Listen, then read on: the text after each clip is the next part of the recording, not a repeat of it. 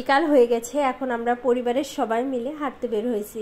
আমার মা বাবার ডায়াবেটিক্স, তো তারা এমনিতেই বিকালে হাঁটে। আর যেহেতু আমি এসেছি, আমার কাছে কোনো ভিডিওই নেই আপলোড দেওয়ার মতো, তো আমি বললাম চলো একটা সুন্দর জায়গায় যেখান থেকে ভিডিও আপলোড দিতে পারবো। তো আমাদের বাড়ির পাশেই, বেশি দূরে না, হেঁটে আসলে 10 মিনিট লাগে। এখানে যে আম গাছগুলো আছে এগুলো কিন্তু কলমের আম গাছ। প্রত্যেকটা আম গাছে এত সুন্দর আম ধরেছে, পেয়ারা গাছের বাগান। আমার ইচ্ছা আছে যদি ভবিষ্যতে কোনো দিন আমার টাকা পয়সা হয়, আমি এরকম একটা বাগান করব যেখানে সব রকম ফলের গাছ থাকবে, আমি এসে ছিঁড়ে ছিঁড়ে খাবো। আর তার পাশে দেখি পাট গাছগুলো কতটা বড় হয়েছে, ইচ্ছে করতেছে আমি এখনই পাট শাক তোলা শুরু করে দিই। একদম তরতাজা লকলকে শাক। যদিও বা আমি পাট শাক খাই না, কিন্তু আমার পরিবারের সবাই খায়, আমার জামাই খায়, আমার মা খায়, বাবা খায়, সবাই খুবই ভালো খায়।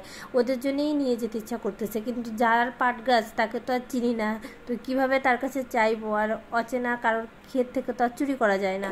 বিশ্বাস করো, বিকালবেলা হাঁটতে যে কি ভালো লাগে আমার। এত সুন্দর প্রাকৃতিক দৃশ্য, আমার বাড়িতে আসলে তো যেতেই ইচ্ছা করে না। বেলা কিন্তু একদমই পড়ে গেছে, মানে সূর্য মামা চলে গেছে। এখন আর বেশি দেরি করব না, আমরা বাড়ির দিকে যাব। কিন্তু বাড়ির দিকে যাইতে হলেও এত সুন্দর শাক দেখে আমার কিন্তু সত্যি মনে হচ্ছে আমি কিছু শাক চুরি করেই নিয়ে যাই। আর দৃশ্যটা কতটা সুন্দর লাগতেছে তোমরাই বলো।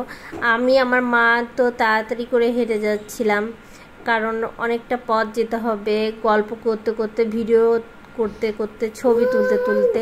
কারণ আমি তো আর মানে একবারে যাব না, আমি রাস্তায় প্রত্যেকটা জায়গার মানে আমার পছন্দ মতো জায়গা হলে আমি সেইখানকার ছবি নিই, এই জন্য আমার যাইতে দেরি হয়।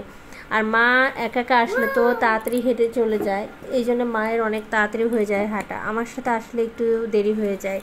আর এরপরে তো আমার মামনিও আছে, সে কিন্তু আমার বাবার সাথে একটু পিছিয়ে আসতেছে, আর আমি ভিডিও করতেছি একটু আগে এসে। আমার কাছে এই ক্ষেতের এই মাঝখান দিয়ে রাস্তা অনেক ভালো লাগে।